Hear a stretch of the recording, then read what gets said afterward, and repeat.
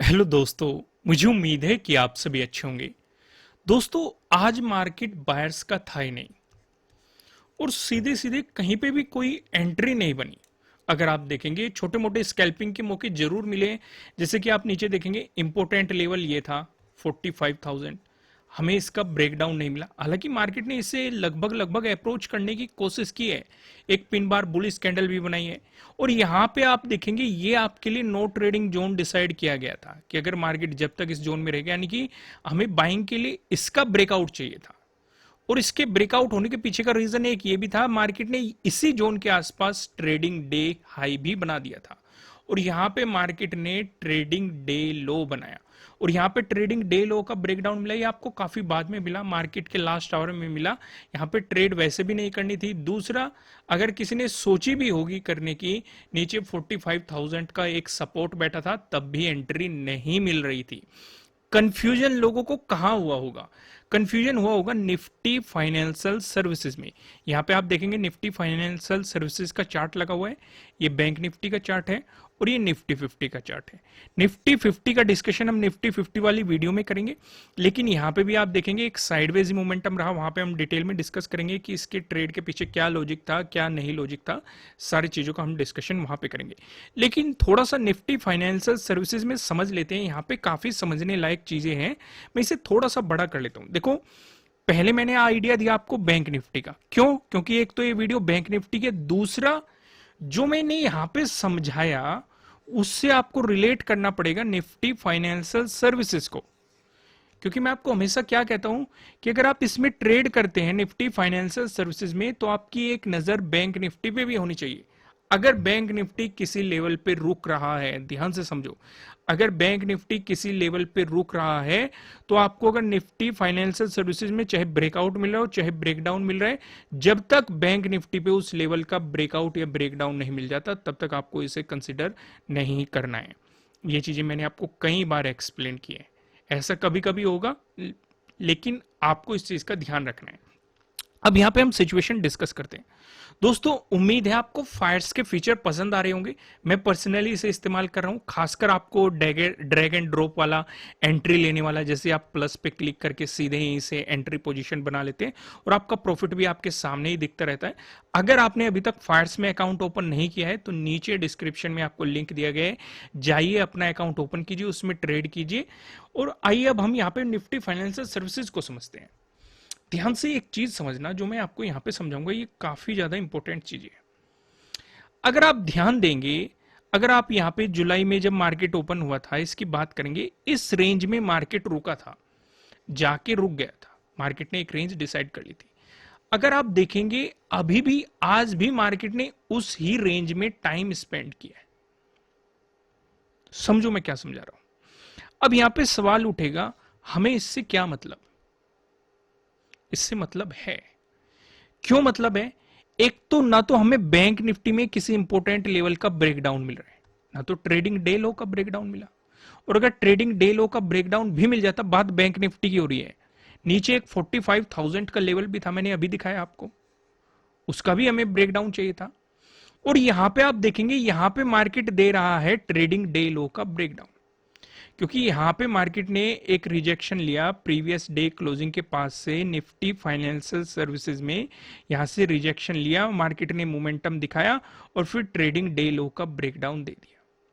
तो आप खुद ही सोचो, नीचे इस सपोर्ट का मार्केट ने बार बार ब्रेकडाउन देने की कोशिश की थी, लेकिन मार्केट ब्रेकडाउन नहीं दे पाया था।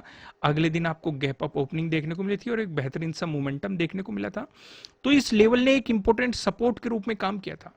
अगर आप इसे आगे एक्सटेंड करेंगे, तो फिर से ये सपोर्ट के रूप में काम कर सकता है। समझो मैं क्या समझाना चाह रहा हूं। करेगा नहीं करेगा वो एक अलग चीज है भाई, देने को मार्केट इसका ब्रेकडाउन देके गिर भी सकता था, लेकिन हमारी पॉसिबिलिटी क्या है? अगर सपोर्ट की तरह एक्ट कर रहा है, क्योंकि केस टू क्या कहता है? केस टू ये कहता है, अगर आपकी एंट्री बन रही है, ब्रेकडाउन आपको मिल रहा है, तो नजदीकी सपोर्ट देख लो। अगर आपको ब्रेकआउट मिल रहा है, नजदीकी रेजिस्टेंस देख लो। तो यहां पे तो सपोर्ट बिल्कुल एकदम नीचे ही बैठा हुआ है। और अगर आप एंट्री ले भी रहे हो, मान के चलो आप ले भी रहे हो, तो आप सिर्फ स्कैल्पिंग पे फोकस कर सकते हो, क्योंकि यहां पे आपको ट्रेडिंग डे लो का ब्रेकडाउन मिला।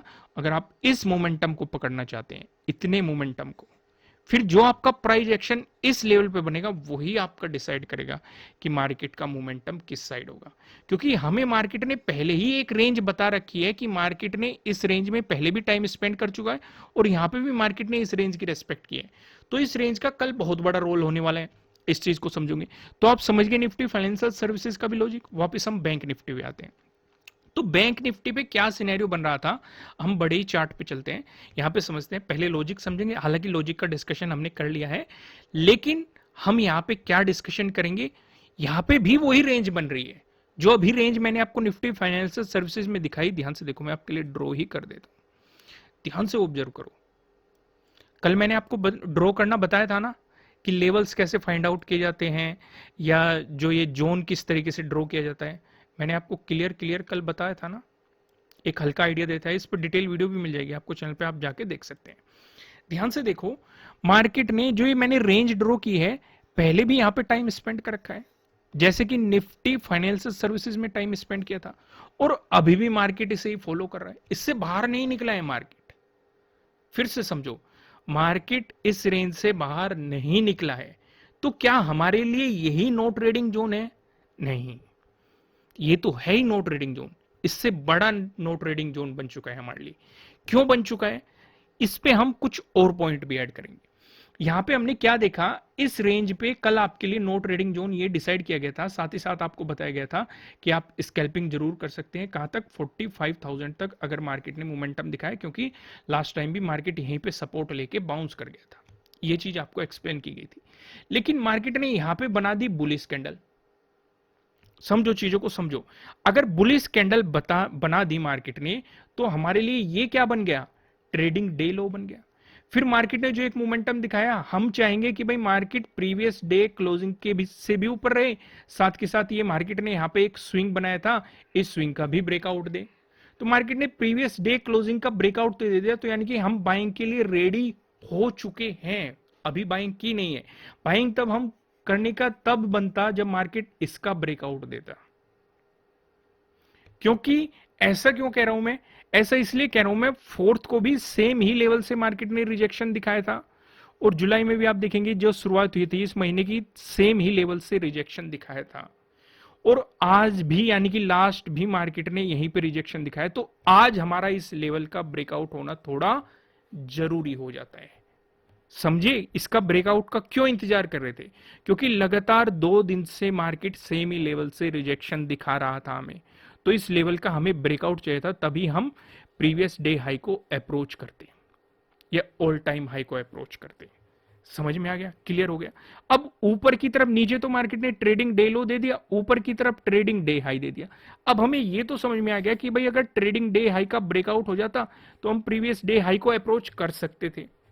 ठीक वैसे ही नीचे अगर मार्केट ट्रेडिंग डे लो का ब्रेकडाउन देता, क्या हम सेलिंग पे फोकस करते? बिल्कुल भी नहीं करते। क्यों नहीं करते? क्योंकि नीचे, बिल्कुल जस्ट नीचे 45,000 का एक राउंड लेवल बैठा हुआ है, जहां से हमने देखा फोर्थ को भी मार्केट सपोर्ट लेके मोमेंटम कर चुका है, एक बाउंस ले चुका है। तो हमें इसका भी ब्रेकडाउन चाहिए। समझ गए मैंने क्या समझाया? तो अब हमारे लिए एक रेंज डिसाइड हो चुकी है कि भाई इस रेंज का तो हमें पता ही है, अगर इस रेंज में रहा तो हम कुछ भी नहीं करने के, मार्केट को जस्ट ऑब्जर्व करेंगे, बाकी और कुछ नहीं करने के। लेकिन अगर मार्केट इस रेंज से बाहर निकलता है, 45,400 से ऊपर निकलता है, प्राइस सस्टेन करता है, तो हमारे लिए क्या बनेगा? एक तो हमें प्रीवियस डे हाई का ब्रेकआउट मिल जाएगा, साथ ही साथ जो ये रेंज बनी हुई थी मार्केट की, इसका भी हमें ब्रेकआउट मिल जाएगा। तो मार्केट में हम अप्रोच करेंगे ऑल टाइम हाई को। ठीक वैसे ही नीचे की तरफ 45,000 तक हम क्या करेंगे? कुछ भी नहीं करने के। जब 45,000 का ब्रेकडाउन मिल जाएगा, प्राइस नीचे सस्टेन कर जाएगा, तो हम सेलिंग अपॉर्चुनिटीज पे फोकस करेंगे। तो इसका मतलब हम इस बीच कुछ नहीं करेंगे, स्कैल्पिंग कर सकते हैं। अगर मार्केट प्रीवियस डे क्लोजिंग से ऊपर की तरफ मोमेंटम दिखाता है तो यहां तक हम स्कैल्पिंग के मौके देख, पहले आपके लिए स्कैल्पिंग यही जोन की रहेगी। नीचे प्रीवियस डे क्लोजिंग से चलता है यही जोन, इससे नीचे चलता है तो 45,000, इससे ऊपर चलता है तो 45,400। बड़े मोमेंटम आपको इसके ब्रेकआउट या ब्रेकडाउन के बाद ही अप्रोच करने की कोशिश करनी है। समझ में आया? क्लियर हो गया सारे डाउट? अब एक एक स्टेप को डिस्कस में करते हैं। अगर फ्लैट ओपन होके पॉजिटिव मोमेंटम दिखाए, दोस्तों अगर लॉजिक पसंद आ रहे हैं, क्योंकि इन्हें बताने में काफी मेहनत लगती है, इतना कंटेंट फ्री में आपको दिया जा रहा है, आपकी सारी चीजें क्लियर की जा रही है, एक लाइक तो आप कर ही सकते हैं और कमेंट करके बता सकते हो मजा आ रहा है कि नहीं। अगर मजा आ रहा है तो कमेंट करके जरूर बताइए मुझे कि इसमें मजा आ रहा है। आइए यहां पे डिस्कशन करते हैं। तो यहां पे अगर फ्लैट ओपन होकर पॉजिटिव मोमेंटम दिखाता है तो ये तो डिस्कशन हम कर ही चुके हैं कि यहां तक स्कैल्पिंग कर लेंगे, स्कैल्पिंग के भी दो हिस्से रहेंगे। ठीक है, इसके ब्रेकआउट के बाद ही इस मोमेंटम को हम अप्रोच करने की कोशिश करेंगे। ठीक वैसे अगर फ्लैट ओपन होकर नेगेटिव मोमेंटम दिखाता है तो उस सिचुएशन पे हम इंतजार करेंगे कि मार्केट 45,000 का ब्रेकडाउन दे। यहां पे एक गलती मत कर देना। अगर मार्केट यहां पे इसका ब्रेकडाउन देके चलता है और आपके मन में आ जाए कि प्रीवियस डे लो का ब्रेकडाउन मिल चुका है, सेटअप बन चुका है एक। अगर आप सेटअप के बारे में नहीं जानते, नीचे डिस्क्रिप्शन में आपको एप्लीकेशन का लिंक मिल जाएगा, वहां पे जाके आप समझ सकते हैं। तो यहां पे आप देखेंगे अगर आपको ब्रेकडाउन मिल रहा है, नीचे एक सपोर्ट भी बैठा है और पहले मार्केट यहां से सपोर्ट लेके एक बुलिश पिन बार कैंडल बना के एक बाउंस भी ले चुका है, वो बहुत ही बेहतरीन, जिसने एक मोमेंटम एक रैली बना दी थी। ट्रेडिंग डे हाई का भी मार्केट ने ब्रेकआउट दिया था, एक पैटर्न भी बन रहा था, उसका भी ब्रेकआउट दिया था। तो इस सिचुएशन को आपको समझ के चलना है कि हमें इसका ब्रेकडाउन चाहिए। आगे डिस्कशन करते हैं।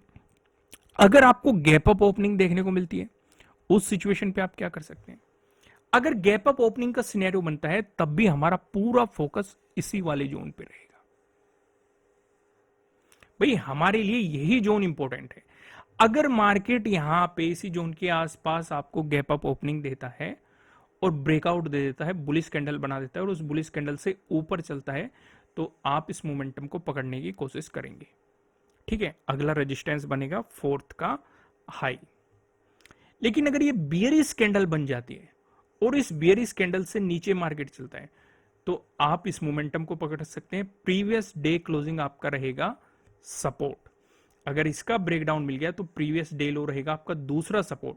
इसका भी ब्रेकडाउन मिल गया तो 45,000 रहेगा आपका तीसरा सपोर्ट। और यहां पे आते ही आपको अपनी प्रॉफिट बुकिंग करनी है, फिर देखना है क्या प्राइस एक्शन बन रहा है, उसी के अकॉर्डिंग आप आगे का सोचेंगे। क्लियर हो गया? वहीं पे अगर आपको गैप डाउन ओपनिंग मिलती है तो हमारा तब भी पूरा फोकस 45,000 पे ही रहेगा। कल भी हमने 45,000 पे ही अपना फोकस रखा था और आज भी आप इसी पे ही रखेंगे, यानी कि कल के आने वाले कल के दिन भी आप इसी पे रखेंगे। क्योंकि अगर आपको गैप डाउन ओपनिंग मिली तो फिर से आपको प्रीवियस डे लो का ब्रेकडाउन मिल रहा है, तो इस सेटअप के चक्कर में मत पड़ जाना। नीचे एक बहुत ज्यादा इंपॉर्टेंट सपोर्ट बैठा है, जब तक आपको इसका ब्रेकडाउन नहीं मिलता तब तक सेलिंग के बारे में मत सोचना। अगर गैप डाउन ओपनिंग मिलके यहाँ पे हैमर बन जाए या पिन बार बुलिश कैंडल बन जाए, कुछ ऐसी सिचुएशन बन जाए बाइंग मोमेंटम की जो आपके लिए रेजिस्टेंस बनेगा प्रीवियस डे क्लोजिंग, इसका ब्रेकआउट आ गया तो प्रीवियस डे हाई, इसका ब्रेकआउट आ गया, फिर मार्केट इस ऑल टाइम हाई को अप्रोच करने की कोशिश करेगा। दोस्तों अगर आपने फायर्स में अभी तक अपना अकाउंट ओपन नहीं किया है, नीचे डिस्क्रिप्शन में आपको लिंक मिल जाएगा, इस पे मैंने डेमो वीडियो भी प्रोवाइड किया है। अगर आप वो भी देखना चाहते हैं कि इसमें कौन कौन से फीचर्स हैं तो वो डेमो वीडियो भी आपको डिस्क्रिप्शन में मिल जाएगी। जाइए अपना अकाउंट ओपन कीजिए, इसमें आप ट्रेड कर सकते हैं, बाकी और इन्वेस्टिंग भी कर सकते हैं। लेकिन जाने से पहले वीडियो को लाइक कीजिए, कमेंट करके बताना, नए हो सब्सक्राइब करना और बेल आइकन प्रेस करना। फिर मिलेंगे किसी नेक्स्ट वीडियो में किसी अच्छे कंटेंट के साथ। Thank you.